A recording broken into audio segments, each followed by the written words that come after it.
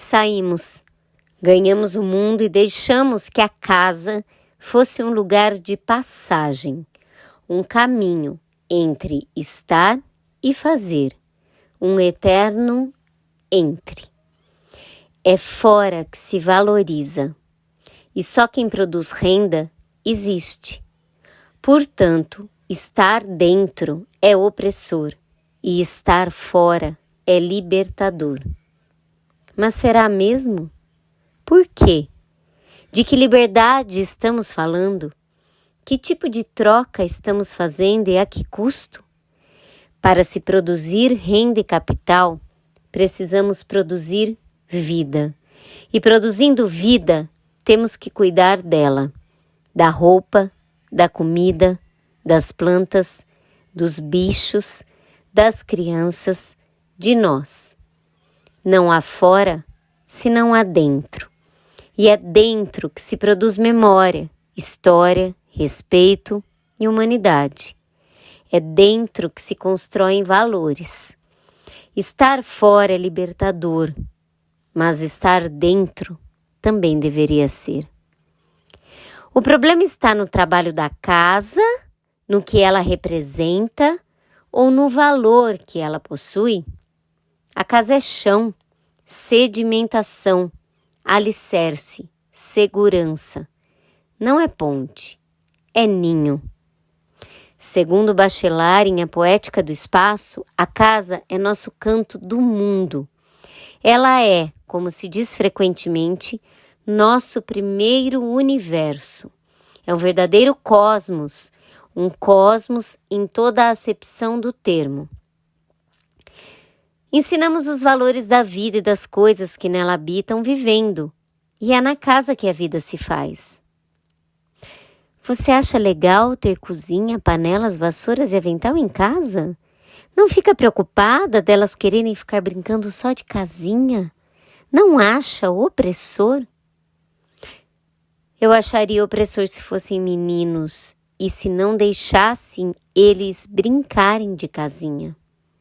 Eles iriam crescer sem saber cuidar da vida. E é isso que vemos com frequência, não? Cuidar do bebê, da comida, dos bichos, das plantas e da casa é cuidar da vida. E isso não é papel que tenha gênero. O ser humano deveria aprender valores muito antes de aprender números. E valores vêm no cuidado da vida. Sem o cuidado com a vida, as contas se tornam incalculáveis. Essa é parte de um texto escrito no livro Criar com Asas. 3 amigas, 5 filhas e 7 anos de história.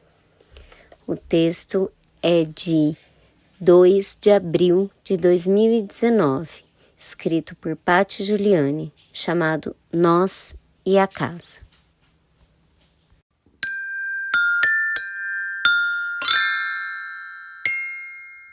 Criar com amor. Criar com afeto.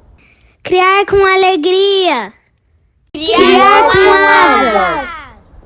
Cena 1. Eu sou a Júlia. Eu a Paola.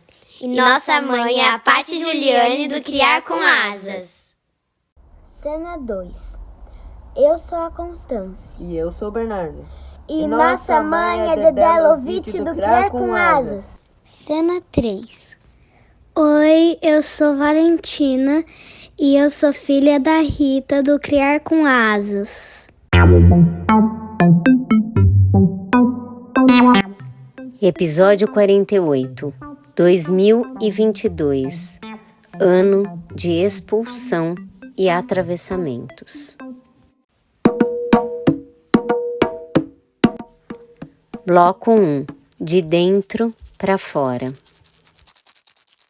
Olá, bem-vindos, bem-vindas, bem-vindes, Brasil! Brasil foi embora. Situar, né? Foi, acabamos de assistir o jogo do Brasil, voltando para casa. Sabe o que é duro? O duro é voltar para casa na situação que esse governo está deixando esse país. E é bom que seja dito isso aqui, gente, porque vai ser muito difícil o que vem pela frente. Mas pelo menos, como a gente conversou ontem, né, Paty? Pelo menos a gente não tem um cara aí no poder fazendo apologia ao armamento e ao ódio, à violência, né? Pelo menos a gente tem no poder a esperança. Vai ser muito difícil, mas pelo menos a gente tem no poder a esperança. E é E a assim gente que a pode. gente começa. Oi para todo mundo. Só para pegar o gancho, a gente pode fazer oposição, pelo menos, né? A gente pode fazer críticas, a gente consegue se mobilizar para isso, porque agora a gente não consegue isso. As pessoas estão assim cegas. Então, agora pelo menos quando a gente vota numa pessoa, a gente espera que ela faça o melhor. Mas se a gente estiver descontente, a gente tem a abertura de reclamar. E a gente tem a clareza de enxergar que aquilo não está certo. Então, acho que dias melhores virão, né? Ah, sim, com certeza. Mas a E gente meninas, vai. Oi, Paty. tudo bem? Tudo e aí? Esperançar com um legado terrível deixado para trás, né? Porque é isso, acho que essa cegueira contaminou muito, mas é nesse sentido de não ter um personagem principal para a gente se apegar ou algo para a gente achar que pode nos salvar, mas é entender que precisa ter a possibilidade de buscar uma renovação, uma tranquilidade para se questionar, como a Dé disse. A gente tem que dialogar, a gente tem que voltar a ter consciência das coisas, a ter ciência do que acontece, né? Sem fanatismos, sem loucuras. Eu espero que isso realmente seja o começo, Sem porque idolatrar muita ninguém, né? sem idolatrias, sem personagens aí salvadores, que isso não existe, gente. A gente é humano, a gente está aqui para tentar o melhor e fazer a nossa parte.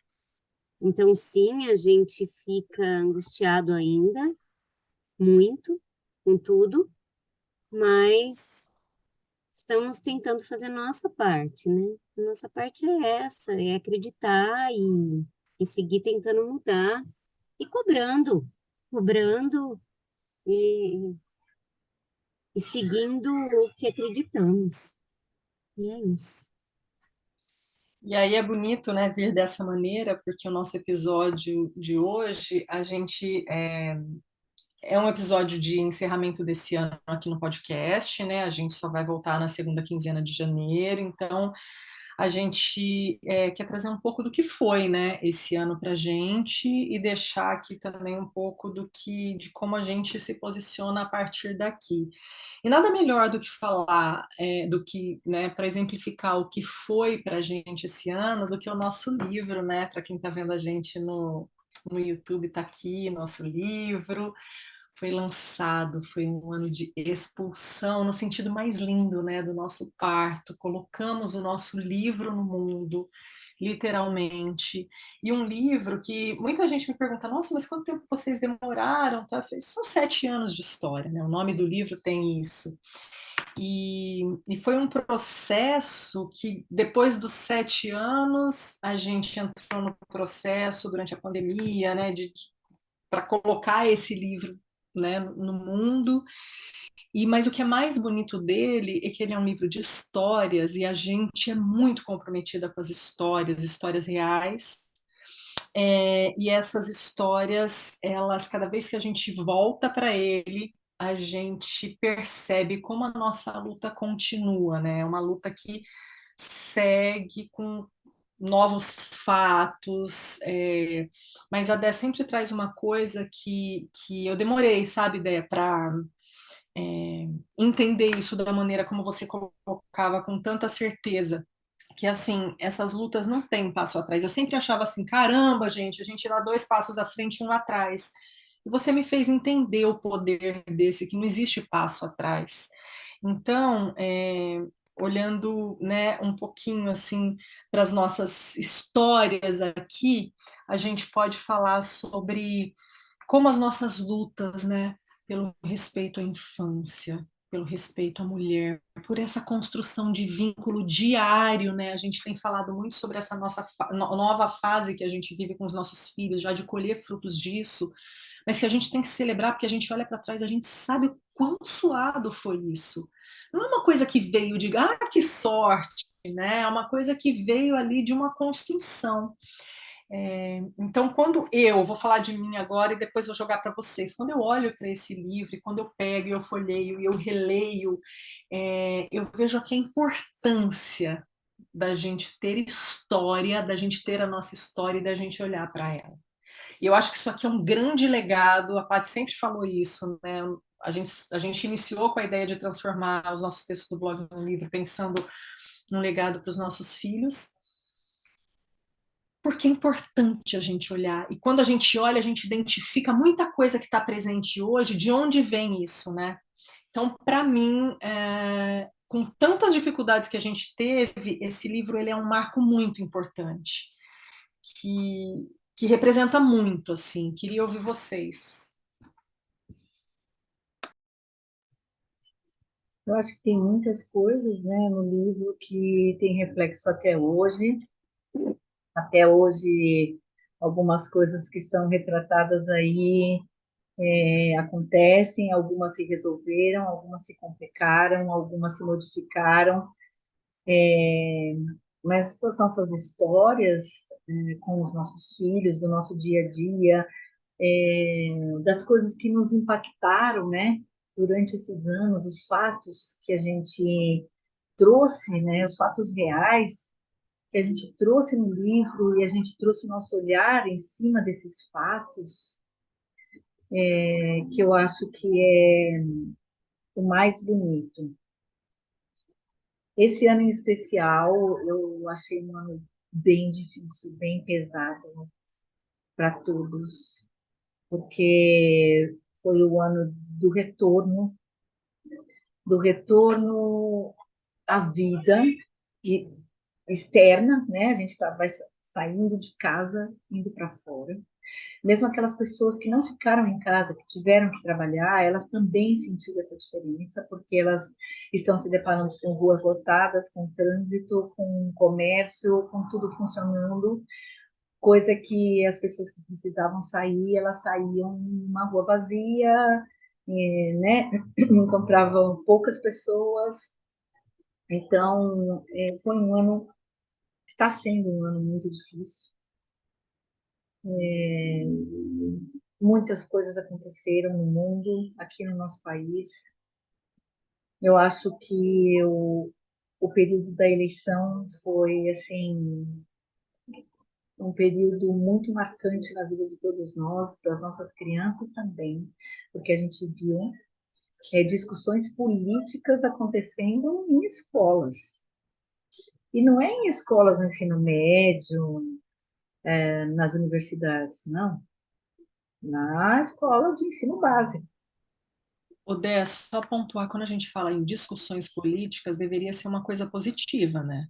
É, Só para a deveria gente ser. colocar discussões, assim, brigas, não são discussões positivas, né? Porque É, a política deveria proporcionar essa possibilidade, sim, né?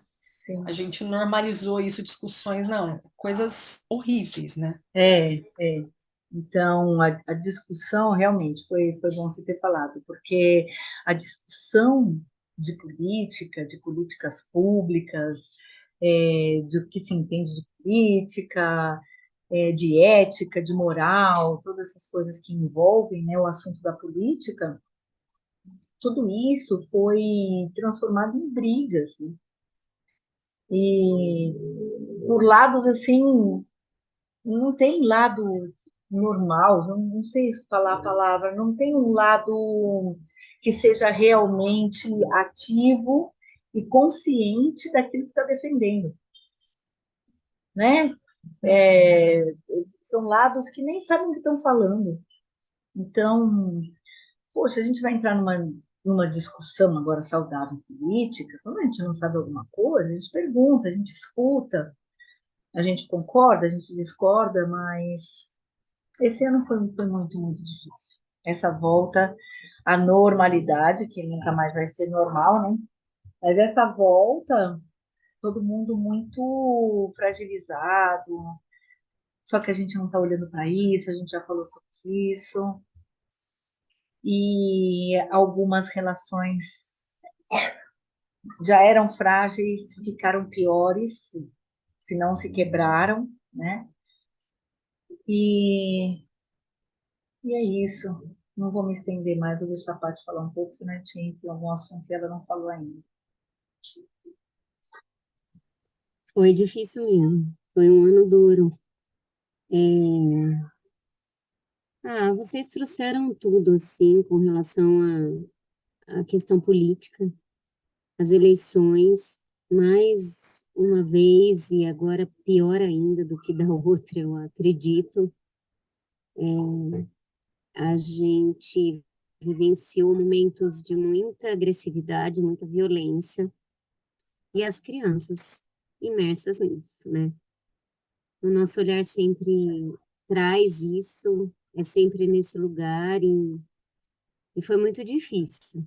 Algumas conversas ou algumas questões que tivemos que pontuar para as nossas crianças sobre isso, mas eu vejo também que são momentos importantes de diálogo, sabe? Os adultos têm bastante dificuldade em lidar com o contraditório, o diferente. A gente parece que está cada dia mais infantilizado, mimado, não sei qual é a palavra, mas E engessado, né? é, a gente está tendo dificuldade de assumir mesmo responsabilidades para estar à frente, conduzindo, né? Questões tão importantes e complexas com eles. Sim, as relações foram fragilizadas, a gente voltou de 2 anos muito complexos. A gente vive um outro mundo hoje, um outro lugar, e a gente não sabe direito qual é. A gente está vivenciando processos históricos de transformação mesmo. E é muito difícil quando você está no meio disso tudo, né? E a gente fica fragilizado, a gente vê muitas pessoas fragilizadas, e só que a gente tende também a olhar, e acho que isso é importante, tudo que foi construído, né? Tudo que foi feito. Ontem a gente conversou um Sim, pouco, nós três, nesse lugar desse trabalho diário, constante, que não pode parar e que para isso a gente olha sempre para o que foi feito, das coisas belas que surgiram. A Rita trouxe o nosso livro, ele foi um marco importante. A gente sempre acreditou que registrar histórias era um legado muito importante, mas talvez não, tenho certeza que a gente não imaginou que seria tanto. Pelo tempo e espaço de vida nosso, deles, com e, certeza. e é engraçado porque a gente olha para tudo isso, hoje nós somos outros, eles também, mas questões que continuam acontecendo ainda estão lá, né? Desde sempre. E essa sempre foi a nossa pauta, sempre foi nosso posicionamento, tentar olhar para a infância, tentar olhar para as mulheres, olhar para esses lugares e para o que a gente acredita que seja importante, para que a gente possa vivenciar realmente a maternidade de uma maneira integral, livre, enfim. Acho que é isso, assim, balanços são sempre importantes. Eu gosto de olhar para trás, que eu acho que só olhando para trás a gente consegue seguir, a gente vai para frente, né? Olhar para E trás ajuda nas decisões também, né? sim, sim, Então, claro que a gente só toma decisões baseado em coisas que aconteceram, né? Então, às vezes uma decisão difícil, uma decisão dolorida, quando você olha para trás, você fala, foi bom ter lembrado. Realmente, eu vou tomar essa decisão. Então, a gente relembra o porquê da gente tomar certa decisão. Por isso que é sim, importante essas retrospectivas, né? Que a gente tende a... Porque tudo entra numa normalização, né? Então, se fala em retrospectiva, a gente lembra do que? Ah, de Fantástico. Ah, não, lá vem o Fantástico com essa retrospectiva só de desgraça. Não tem só desgraça, gente. Se a gente olhar todas as retrospectivas, como a gente se fixa nas desgraças, né? A gente se sim, fixa nas desgraças e esquece das coisas boas. Por isso que o registro das nossas experiências, a gente tem registros dureza pauleira, mas a gente tem registros lindos, leves, alegres, que nos trouxeram momentos de muita inspiração. Então, retrospectiva é importante. A gente tem que olhar. A gente tem que olhar para o passado, sabe por quê? Porque, como sempre diz o meu professor filósofo Luiz Fugante, a gente tem, a gente tem a capacidade de mudar o passado. Agora, se você está se perguntando como, continue se perguntando, porque é aí que você vai achar. Cada um encontra o seu como. hum, Então, tem gente que encontra a mudança do passado Sabe que eu vou trazer uma revisitando experiência memórias. aqui da Valentina esses dias, que foi Né? muito, tem muito a ver com isso, né, que a gente está falando. Ela conseguiu um solo aí num coral que ela participa e que ela queria muito. E aí um dia a gente estava no carro, ela falou assim, a gente estava comentando, né, sobre a pandemia e tal, e ela falou assim, eu estava pensando muito sobre como a pandemia, apesar de ter sido tão difícil, ela, uma menina de 9 anos, foi importante para que eu pegasse esse solo, porque foi durante a pandemia que eu passei a me dedicar e me relacionar mais com a música. E eu tenho certeza que se hoje eu peguei esse solo é porque eu tive aquela oportunidade. Então, isso é olhar para a sua própria história, é reconhecer um momento que foi difícil e tirar dali a beleza. E eu acho que o nosso livro, né, ele traz muito isso. Spoiler total para quem ainda não tem o livro em mãos, mas ele tem duas capas, né, a da frente e a de trás. Então, a gente passa ali por 6 anos, né, até 2020. 2020, que é do outro lado, é o ano que não acabou, que é o ano da pandemia, mas aí a gente mergulha na pandemia nos nossos textos e depois a gente floresce com imagens coloridas de dentro de nossas casas, que foi o que a gente trouxe. E isso representa muito a nossa maternidade.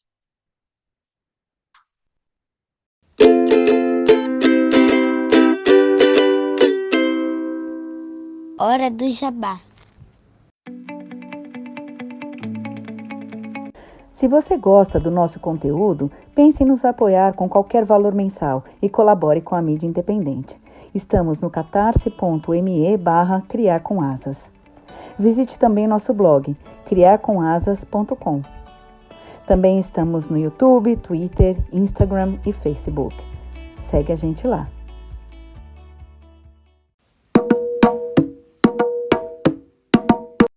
Bloco 2.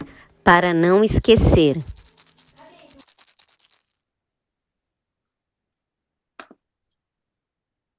Bom, mas então, voltando aqui para a nossa retrospectiva, eu acho que a gente pode, nessa linha de olhar, né, para as lutas, mas também para os lados positivos, vamos colocar pontuar duas coisas aqui que são relativamente recentes, né?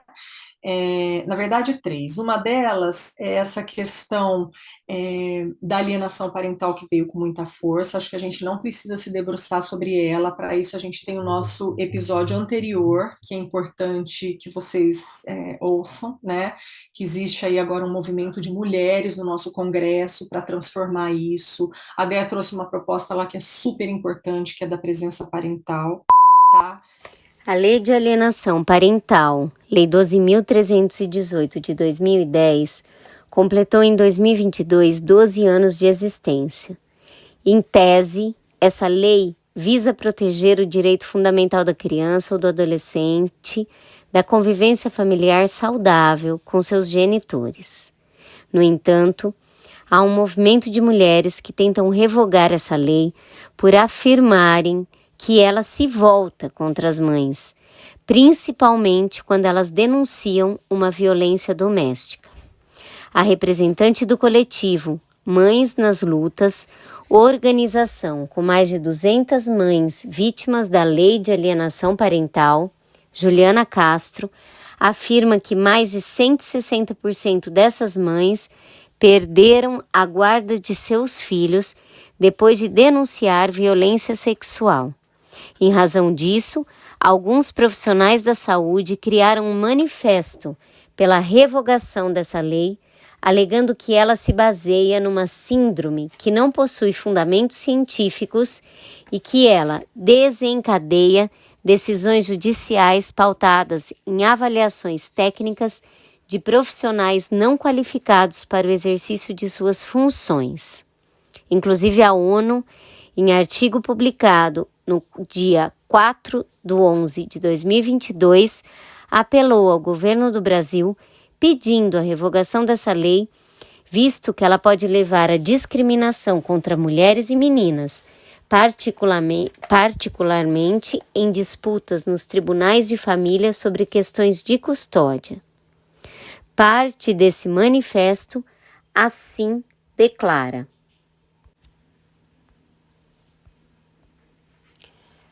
as crianças e adolescentes precisam ter voz.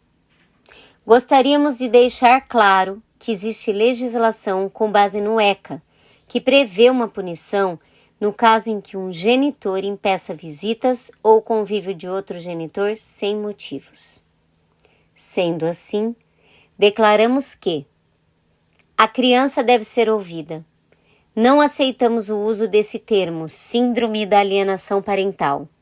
Não aceitamos avaliações técnicas realizadas por profissionais sem capacidade técnica comprovada para exercer tal função.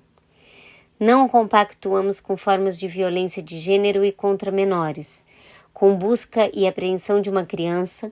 A criança não pode ser tratada como um objeto. Não aceitamos punição por denúncia não comprovada, uma vez que não foi cumprido o dever legal e o benefício da dúvida. Queremos que nossas avaliações e laudos, especialmente por psiquiatras e pediatras envolvidos, sejam considerados e respeitados. E pedimos com urgência a revogação da lei de alienação parental no Brasil.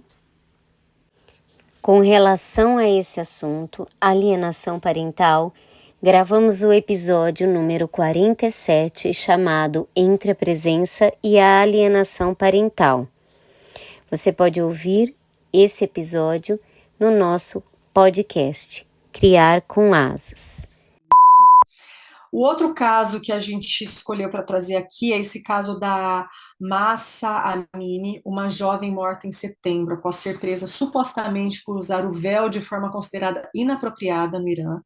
E aí tiveram muitos protestos, né, que aconteceram. Tantas mais vidas provavelmente foram tiradas que a gente nem sabe, mas a partir daí, trazendo o link com aquilo que a gente falou lá no início, né? Essas lutas, elas são difíceis, elas às vezes desanimam, mas nunca se dá um passo atrás, porque existe uma conquista histórica que foi a suspensão da polícia de moralidade no Irã. Então, as lutas não são em vão, né? E a gente está sempre seguindo adiante. E aí uma outra coisa que é esse projeto aprovado, que reconhece o trabalho materno como trabalho, né, que assim, é um passo muito pequeno, mas eu vou pedir para a Paty, que foi lá, que a Paty, para quem não sabe, ela tem formação de advogada, né, Paty, trabalhou na justiça. O que é que você pode trazer para a gente sobre isso? O projeto de lei 2757 de 2021, de autoria da deputada Thalíria Petroni, do PSOL do Rio de Janeiro, reconhece o cuidado materno como trabalho e garante aposentadoria para mulheres com filhos que não conseguiram se aposentar por outros meios. Esse projeto foi aprovado na Comissão de Defesa dos Direitos da Mulher da Câmara dos Deputados no dia 23/11 de 2022. Ele foi inspirado em uma lei da Argentina, que em 2021 passou a reconhecer o cuidado materno como trabalho e garantiu a aposentadoria de 155 mil mulheres que saíram do mercado de trabalho para se dedicarem aos filhos. Segundo o levantamento realizado pelo DIEESE, Departamento Intersindical de Estatística e Estudos Socioeconômicos, com dados no Instituto Brasileiro de Geografia e Estatística, dos 5,7 milhões de trabalhadores domésticos em 2021, as mulheres correspondem a 92% do total, e dessas mulheres, 65%, ou seja, 3,4 milhões, são pretas. E o que diz o projeto de lei? Diz que mães e gestantes poderão computar, para fim de aposentadoria, 1 ano de tempo de serviço por cada filho nascido com vida, 2 anos de tempo de serviço por cada criança menor de idade adotada como filho, ou por filho biológico nascido com incapacidade permanente. Mães que possuem mais de 12 meses de adesão ao regime geral de previdência social poderão também computar mais 2 anos adicionais por cada filho nascido com vida ou criança menor de idade adotada como filho. Thalíria Petroni afirma: o trabalho materno não pode continuar invisibilizado. Quantas mães são obrigadas a largar o trabalho formal para se dedicar às crias? Quantas se sobrecarregam para criar os seus pequenos? É justo que esse esforço não seja reconhecido? Quem dá suporte a essas mães na velhice? Após a aprovação pela primeira comissão, o projeto de lei segue para a Comissão de Seguridade Social e Família, de Finanças e Tributação, de Constituição e Justiça e Cidadania, e só após essas aprovações ele vai seguir para a votação no Senado. Após a aprovação na Câmara e no plenário, ainda precisa passar pela aprovação final do Presidente da República. Então, voltando lá do que a Rita comentou, da mulher iraniana, é isso, é um passo à frente. A polícia, na verdade, ainda ela não acabou, né, mas ela está em processo pode demorar muitos anos ainda, como pode demorar alguns meses. Isso também depende de toda a pressão internacional em cima disso, porque imagina quantas vezes isso aconteceu e não teve a mesma repercussão. Então, as mulheres elas estavam prontas, parecia que elas estavam prontas. Teve a repercussão? E agora a gente vai sair, porque agora todo mundo vai olhar para a gente. Então, eu acho que são momentos importantes, inclusive, para a gente ter discussões em casa, simples, né? De que algumas religiões, elas têm os seus momentos de rituais sagrados e de coisas que devem ser, sim, seguidas e respeitadas, mas algumas coisas a gente tem que começar a perceber que são meramente opressões, né? Então, eu acho que isso está sendo importante, né, no mundo árabe, né, para as mulheres. Eu sei muito pouco, né? Eu só sei o que a gente escuta na TV, o que eu vi, muito pouco quando eu morei fora. Então, Todas nós, né? eu acho que com todo respeito, né, pela fé, pelos rituais da religião, eu acho que essas mulheres, elas têm que achar um caminho, né, onde elas consigam expressar a sua fé sem se sentirem oprimidas e desrespeitadas. Então, eu acho que é esse passo que elas deram ali e que estava pronto, né? Dava para mim foi tão claro quando eu comecei a ver as meninas saírem, cortar os cabelos, jogar, começar a queimar, estava pronto já. Precisava só desse start, que infelizmente foi a vida dela, né? E E a é sempre lei, sobre a liberdade, né, Dé? É a sim, liberdade, a sempre, vida, o direito de ser, porque se aquilo de alguma maneira tem uma importância para você, é o direito de você escolher, né? exatamente. E o reconhecimento da maternidade como um trabalho, isso daí é muito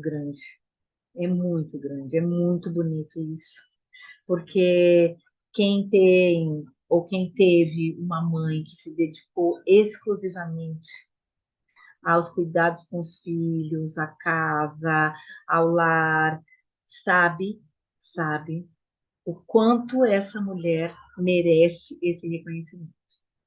Ela não tem hora, ela não bate ponto. A gente sabe toda essa historinha, né? Então, eu acho que é uma conquista, sim, gigante. É um projeto de lei importantíssimo e que é mais uma conquista, não adianta. Agora, não Muita, adianta, muita. não adianta fazer o que quiser.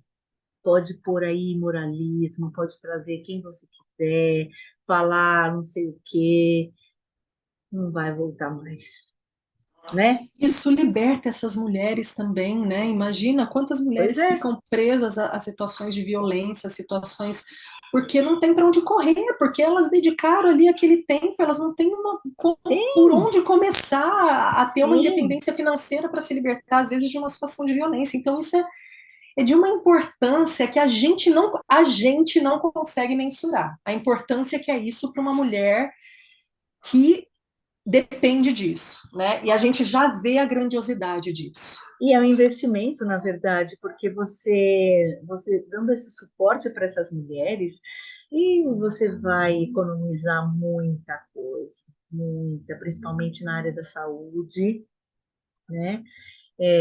Mesmo com as crianças, né? Tem uma mãe ali que sabe que ela tem um suporte que precisa ser do Estado, né? Por enquanto, a gente precisa contar com o Estado. Então, era isso que eu queria pontuar. Eu acho que a gente pode ir para as dicas. Eu comentei com vocês ontem, eu pensei que eu não tivesse dica, mas eu tenho. Essa série, White Lotus, ela parece ser muito superficial, mas ela é de uma profundidade de classes e de povos originários. Se vocês assistirem, vocês vão entender o que eu estou falando.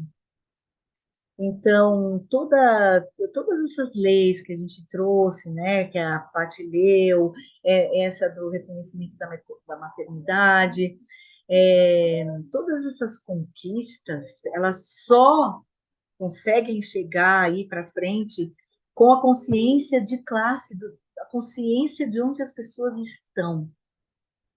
Então, White Lotus eu estou indicando, vou fazer igual o Silvio Santos. Não assisti, mas a minha filha, não, eu assisti só a primeira temporada, tá? Eu não acabei ainda, mas a primeira temporada já é de.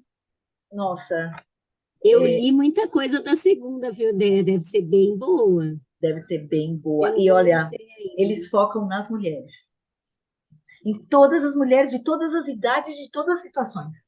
Solteira, casada, viúva, velha, moça, meia-idade, bem-sucedida, confusa na vida. Olha, todas, todas eles conseguem colocar nesses 8 episódios. É uma coisa impressionante. Então, essa é a minha dica. White Lotus. Eu falei que não tinha, agora eu tenho também. Tem, Tenho uma dica. Eu você tem uma falei que não dica, tinha, tá? mas eu tenho. Qual que É é? de uma menina que nós estamos apaixonados aqui em casa, que é a Wandinha. A Wandinha Adams. Estamos amando a Wandinha. A gente já amava ela. E eu já amava Tim Burton absurdamente, mas eu não imaginei que eu pudesse gostar mais ainda dele.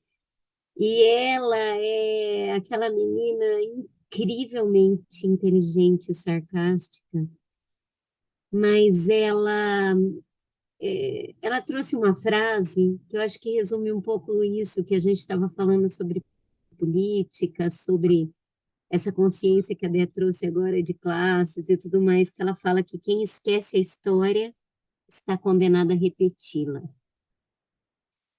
E é esse lugar, assim. A gente olha para ela, para essa série super divertida, mas a história, no fundo, no fundo, no fundo, traz o colonizador, que era o grande herói de todo mundo lá, mas ele não era tão bom assim, né?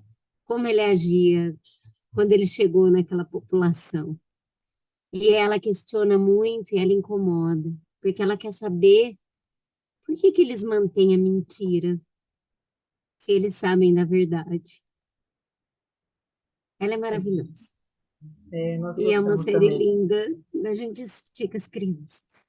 Lembrei. E a Rita?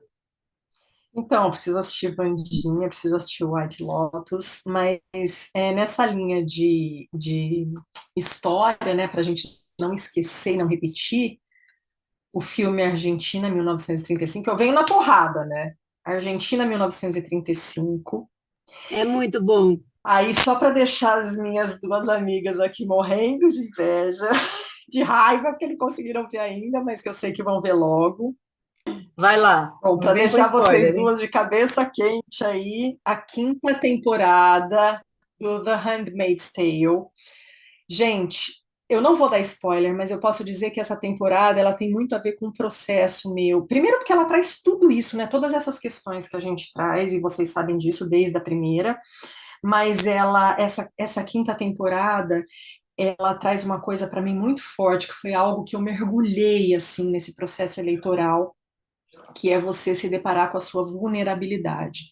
Enquanto você está olhando para frente pelo que você pode ser, pelo que você pode alcançar, pelas suas potencialidades, muitas vezes fica muito fácil você se perder de você mesmo. Quando você abre espaço para a sua vulnerabilidade, você se reencontra com você mesmo. E é só nesse momento que você consegue se abrir para o coletivo. Pronto, não vou falar mais nada. Nesse processo ainda eleitoral, eu quero indicar o livro Como Funciona o Fascismo, a Política do Nós e Eles, do Jason Stanley, que é um norte-americano que estuda com profundidade os comportamentos coletivos em relação ao fascismo, que para mim o fascismo ele era um monstro amedrontador que estava muito distante de mim, eu queria manter distância, e a partir desse livro eu comecei a compreender que eu convivo com o fascismo o tempo inteiro e com as ferramentas do fascismo e os tentáculos do fascismo cada dia mais.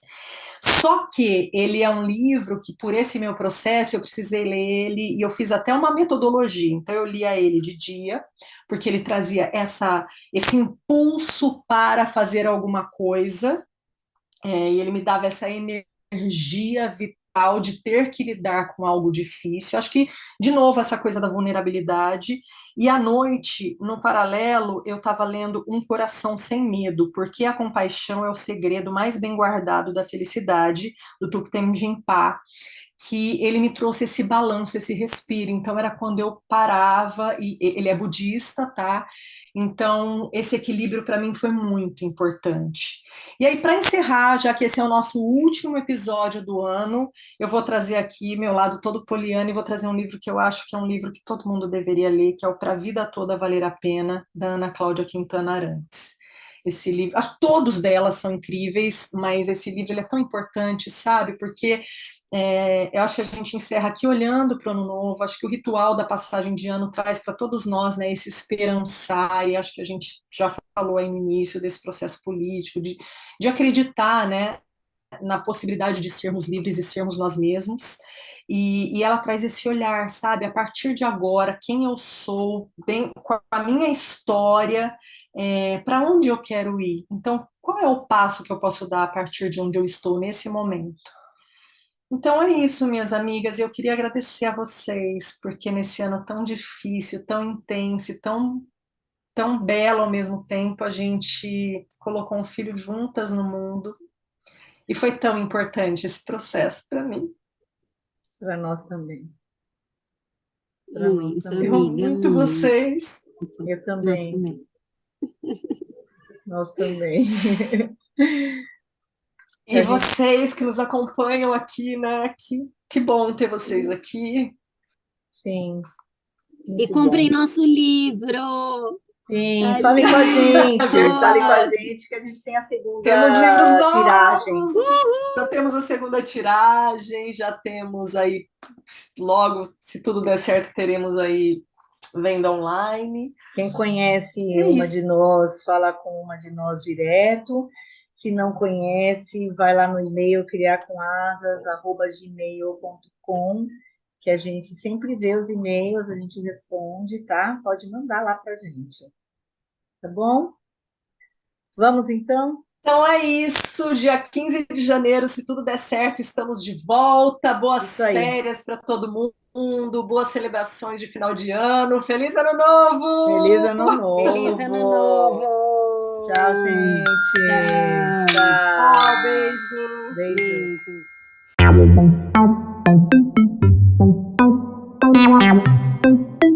Vinhetas, Júlia e Paola. Vozes da introdução, Bernardo, Constance, Júlia, Paola e Valentina. Mandalas e avatares, Constance. Edição, Dedé Lovitch.